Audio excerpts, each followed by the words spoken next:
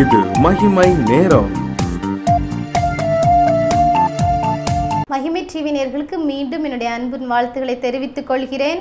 கடந்த நாட்களாக நம்முடைய மன கிளேசங்கள், மன அழுத்தங்கள், மன வேதனைகளிலிருந்து எவ்வாறு விடுவிக்கப்படலாம் என்று நாம் தியானித்து வந்தோம். இன்றைக்கும் நம்முடைய வேடனுடைய கண்ணிக்கு நாம் எப்படி தப்பித்து கொள்ளலாம் என்பதை தியானிக்க இருக்கிறோம். இதற்கு ஆதாரமாக எடுத்துக்கொண்ட வேத வசனம் நீதிமொழிகள் 13ஆம் அதிகாரம் 14ஆம் வசனம். ஞானவான்களுடைய போதகம் ஜீவ ஊற்று, அதனால் மரண கண்ணிகளுக்கு தப்பலாம். ஞானவான்களுடைய போதகம் ஜீவ ஊற்று, அதனால் மரண கண்ணிகளுக்கு தப்பலாம். இப்போ நான் பார்த்தோன்னா நம்முடைய காரியங்களை நிறைய காரியங்களில் பார்த்தோன்னா பொறாமை நிமித்தமாக, வஞ்சகத்தின் நிமித்தமாக நிறைய விதமான கண்ணிகள் நமக்கு என்ன செய்கிறது, வைக்கப்படுகிறது. பார்த்திங்கன்னா வீட்டிலையே ஒருத்தருக்கு ஒருத்தர் வீட்டாரே அவனுக்கு என்ன செய்கிறாங்க, சத்ருவாக இருக்கிறாங்க. அது வேதத்திலே குறிப்பிட்டு இருக்கிறது. அவங்களும் என்ன செய்கிறாங்க, அந்த பிள்ளைங்க வாழ்க்கையில் முன்னேறாமல் ஒருத்தருக்கு ஒருத்தர் பொறாமை நிமித்தமாக கண்ணிகள் வைக்கப்படுகிறது. மந்திரவாதிகள் நிமித்தமாக கண்ணிகள் என்ன செய்கிறது, வைக்கப்படுகிறது. ஆனால் இப்படிப்பட்ட கண்ணிகளுக்கு எல்லாவற்றிற்கு நீங்களாக்கி யார் விடுவிப்பார்னா இயேசு கிறிஸ்து. அவருடைய வேடனுடைய கண்ணிக்கும் யார், இயேசு கிறிஸ்துவனுடைய வேடனுடைய கண்ணிக்கு தப்புவிக்க அவர் வல்லமை உள்ள தேவனா என்ன செய்கிறார், இருக்கிறார். ஒவ்வொரு பறவைக்கும் ஒவ்வொரு விதமான கண்ணி வச்சு என்ன செய்வாங்க, பிடிப்பாங்க. அது போல் நம்ம பைபிளில் ஒவ்வொருத்தர் வாழ்க்கை எடுத்து பார்த்தீங்கன்னா ஒவ்வொருத்தருக்கும் ஒவ்வொரு விதமான கண்ணி.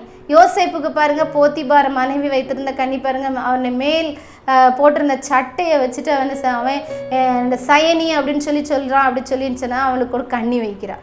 அப்போது அவன் தப்பே பண்ணலை, ஆனால் அந்த பாதைகளை அவன் என்ன செய்கிறான், அந்த கண்ணிக்குள்ளே சிக்கி அவன் என்ன செய்கிறான், கொஞ்ச நாள் கஷ்டப்படுறான். ஆனால் பின்னாடி என்ன செய்கிறான், மேன்மை அடைகிறான். ஆனால் நிறைய விதமான கண்ணிகள் இருக்குது பாருங்கள். கிதியோனுடைய வாழ்க்கையில் பாருங்கள், ஒரு ஏபோத்தை உண்டாக்கி அதை தன் ஊரான ஓப்ராவில் என்ன செய்கிறான், வைக்கிறான். இஸ்ரவேல் எல்லாரும் அதை பின்பற்றி சோரம் போனார்கள். அப்போ அது அவங்களுக்கு என்ன செஞ்சுட்டு கன்னியாய் மாறிற்று.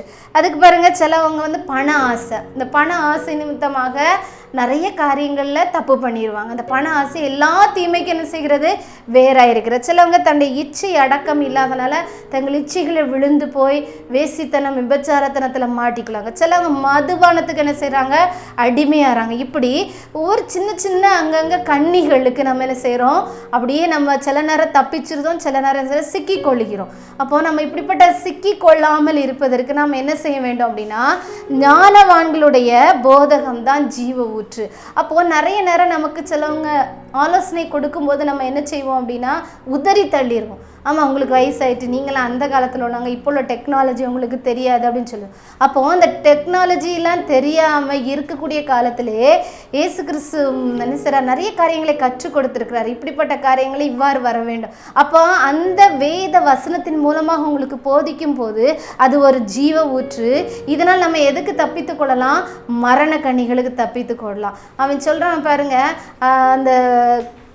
அந்த வேடன் என்ன செய்றான், ஒரு ஆட்டுக்குட்டி அடிக்கப்பட போகிறது போல் அவள் விபச்சாரி பின்னாடி போகிறான். அப்படி போகாத, அவளுடைய மடியில் என்ன செய்ய நெருப்பு தழல் இருக்குது அப்படின்னு சொல்லி பைபிள் எழுதியிருக்கு. அதை வேத வசனத்தை நம்ம வாசிக்கும் போது நம்ம இச்சையிலேருந்து விலகி கொள்ளலாம். விபச்சாரிகள், வேசித்தனங்களுக்கு நம்ம விலகி கொள்ளலாம்.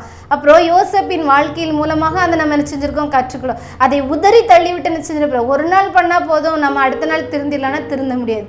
அதே போல் மதுபானம் நினச்சி நம்ம பாத்திரத்தில் இருக்கும்போது அதை பார்க்காது, அது தீண்டும் அப்படின்னு சொல்லியிருக்கு. அப்போ அந்த வசனத்தை நம்ம வாசித்து நம்ம அந்த கண்ணிக்கு என்ன செய்யலாம், தப்பித்துக்கலாம். இல்லை ஒரு நாள் நம்ம டேஸ்ட் பண்ணி பார்க்கலாம், அடுத்த நாள் நம்ம என்ன செஞ்சிடும், அடிமையாக்கிறோம். அப்போ ஒவ்வொரு விதமான பாவங்கள், கண்ணிகள் நம்மளோட வாழ்க்கையில் வரும்போது அதை தப்பித்து கொள்ளக்கூடிய வழியும் தேவன் என்ன செய்கிறார், வேத வாக்கியங்களின் மூலமாக நமக்கு என்ன செய்கிறார், கற்று தருகிறார். அடுத்து என்ன பார்த்தோம் அப்படின்னா, பாழாக்கும் கொள்ளை நோய். இன்னைக்கு நம்ம பார்க்குறோம், எங்கே பார்த்தாலும் கொள்ளை நோய். அந்த கொள்ளை நோயின் பயங்கரங்கள், நிறைய பேர் வேலை இழந்து போயிருந்தாங்க, நிறைய பேர் நோய்களால் பாதிக்கப்பட்டு ஹாஸ்பிட்டலில் நிறைய பணங்களை என்ன செய்கிறாங்க, இழந்து போகிறாங்க.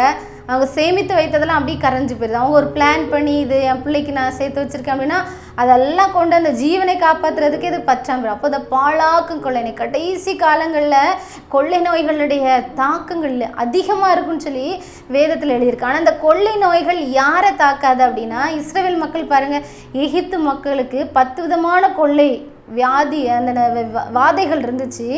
அந்த கொள்ளை நோயெல்லாம் இருந்துச்சு. அது எதுவும் யாரை தாக்கலை அப்படின்னா இஸ்ரவேல் மக்களை தாக்கலை. நாம் இஸ்ரவேல் மக்களாக இருக்கிறோமா? இயேசுவை மட்டும் நம்ம ஆராதனை செய்கிறோமா? இயேசுவை மட்டும் நம்ம நோக்கி பார்க்குறோமா? இயேசு சொல்கிற வழியில் நம்ம நடக்கிறோமா அப்படின்னு பார்த்தோன்னா நிறைய நேரம் நம்ம வழி தவறி போயிடுறோம்.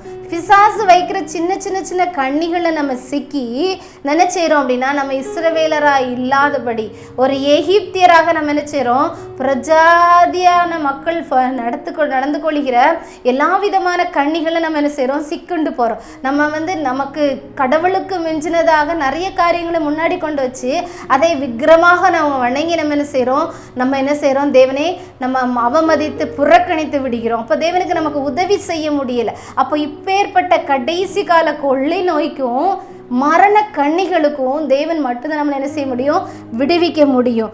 கர்த்தருடைய வருகைக்கு முன்பதாக பாருங்க, பைபிள் எழுதியிருக்கு, ஜனத்துக்கு விரோதமாக ஜனமும் ராஜ்யத்துக்கு விரோதமாக ராஜ்யமும் எழும்பும், பஞ்சங்களும் கொள்ளை நோய்களும் பூமி அதிர்ச்சிகளும் பல இடங்களில் உண்டாகும் சொல்லி மத்தேயு எழுதின சுவிசேஷம் 24:7 இருக்கு. தேவ பிள்ளைகளை இவைகள் எல்லாவற்றுக்கும் நீங்க தப்பும்படி எங்க போனோம் அப்படின்னா, உன்னதமானவரின் மறைவுக்கு நீங்க ஓடி போகணுமா? உன்னதமானவரின் மறைவில் இருக்கிறவன் சர்வ வல்லவுடைய நிழலில் தங்குவான். அவன் நினைச்சான் அவருடைய கண்ணிக்கும் பாழாக்கும் கொள்ளை நோய்க்கும் என்ன செய்கிறான், தப்புவிக்கப்படுகிறான் அப்படின்னு சொல்லி எழுதப்பட்டிருக்கிறது. அப்போ இந்த உன்னதமானவரின் நிழலில் நாம் அடைந்திருக்கிறோமா? அப்போ நிறைய காரியங்கள் நம்ம வாழ்க்கையில பார்க்குறோம். மன அழுத்தம், இது ஒரு மன அழுத்தத்தை தருது பாருங்க. இந்த வேடனுடைய கண்ணீர், சாத்தான் வைக்கக்கூடிய கண்ணிகள், மனுஷர்கள் வைக்கக்கூடிய கண்ணிகள், இதெல்லாம் நமக்கு என்ன செய்கிறது, மன அழுத்தத்தை தருகிறது. கொள்ளை நோயால் பாதிக்கப்பட்டிருக்கும் போது நமக்கு ஒரு விதமான மன அழுத்தத்தை தருகிறது.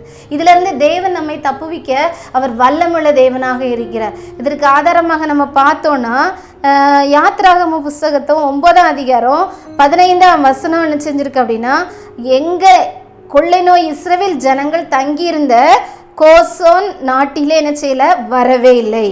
நீங்கள் ஆவிக்குரிய இஸ்ரவேல் மக்களாக இருக்கீங்களா? அப்படி இருந்தால் என்னதான் மக்களுக்கு கொள்ளை நோய் வாதை கஷ்டங்கள் எல்லாம் நடந்தாலும் இந்த மக்களுக்கு எந்த பிரச்சனையும் இல்லை, எந்த வாதைகளும் இல்லை, எந்த போராட்டமும் இல்லை. அதே போல் உங்கள் வாழ்க்கையில் நீங்கள் நல்லா இருக்குன்னா உன்னதமானவரின் மறைவுக்குள்ளே நம்ம என்ன செய்யணும், கடந்து வர வேண்டும். அவ்வாறு நம்ம உன்னதமானவரின் மறைவுக்குள்ளே நம்ம கடந்து வரும்போது விழுந்து போன ஆதாமின் சந்ததியாக நம்ம இல்லாமல் நம்மளை மீட்டு கொண்ட இயேசுவின் சந்ததியாக நம்ம என்ன செய்கிறோம், இருக்கிறோம். அன்றைக்கு இயேசு நமக்காக என்ன செய்தார் அப்படின்னா, சிலுவை மரத்தில் தொங்கி நமக்காக தூக்கப்பட்டார். அந்த இடத்துல நம்மளுடைய பாவங்கள், சாபங்கள், நோய்கள் எல்லாவற்றையும் சுமந்து தீர்த்தார். உங்களுடைய இந்த மன அழுத்தத்தை அவர் சுமந்து என்ன செய்தார், தீர்த்து விட்டார். இப்போ ஒரு நிமிஷம் கண்களை மூடி ஜெபிப்போமா? அன்புள்ள தகப்பனே, இந்த அருமையான வேலைக்காக நன்றியோடு துதிக்கிறோம், சிரிக்கிறோம். இந்த நாளின் தகப்பனே, எங்களுக்கு விரோதமாக மனுஷர்கள் அப்பா அம்மை துதிக்கிறோம் தகப்பனே. அப்பா சத்ரு வைக்கிற கண்ணிகளுக்கு பிள்ளைகளை விலைக்கு மீட்டுக்கொள்ளும்படிக்கா ஜெபிக்கிறோம். அது நிமித்தமாக வந்த மன அப்பா அழுத்தத்தை, மன கிளேசங்கள் எல்லாவற்றையும் நீக்கி தகப்பனை பிள்ளைகளுக்கு விடுதலை கொடுக்கும்படிக்கா ஜெபிக்கிறோம். இந்த கொள்ளை நோயினால் பாதிக்கப்பட்டு தகப்பனை வாழ்க்கையில் தகப்பனை மன அழுத்தத்துக்குள் கடந்து இருக்கிற ஒவ்வொரு பிள்ளைகளையும் நீர் பாதுகாக்க ஜெபிக்கிறோம். அவர்களை அந்த இடத்துல இருந்து தப்பித்து தகப்பனே, அவர்களை தப்பிச்செல்லும் ஒரு வழி நீர் கட்டளையிட்டு கொடுக்கும்படிக்கா ஜெபிக்கிறோம். ஒன்றும் உங்களை சேதப்படுத்தாது, நீர் எனக்கு தப்பு வைப்பீர் சொல்லி பிள்ளைகளை அறிக்கையிட தகப்பனே, அந்த அறிக்கை நிமித்தமாக விடுதலை பெற்றுக்கொள்ள எனக்கு கிருபை பாராட்டும்படிக்கா ஜெபிக்கிறோம். இந்த பிள்ளைகளுக்காக நீர் தகப்பனே சிலுவையிலே உடைய ஜீவனே நீர் கொடுத்தீரே ராஜா. அப்போ அந்த வல்லமையுள்ள இரத்தம் பிள்ளைகளுக்கு தகப்பனே வாழ்க்கையில் இருக்கிற மன அழுத்தங்களை நீக்கி போட்டு ஆறுதலின் தேவனாக, சமாதானத்தின் தேவனாக, சந்தோஷத்தின் தேவனாக ஒரு குடும்பத்தில் கடந்து வரும்படிக்காக ஜெபிக்கிறோம். நீர் அவ்வாறு செய்கிறபடியால் நமக்கு நன்றி செலுத்துகிறோம். எல்லா துதி கனம் மகிமை உமக்கே செலுத்துகிறோம். மீட்பர் இயேசு கிறிஸ்து மூலம் ஜெபிக்கிறோம் எங்கள் ஜீவனுள்ள நல்ல பிதாவே, ஆமென்.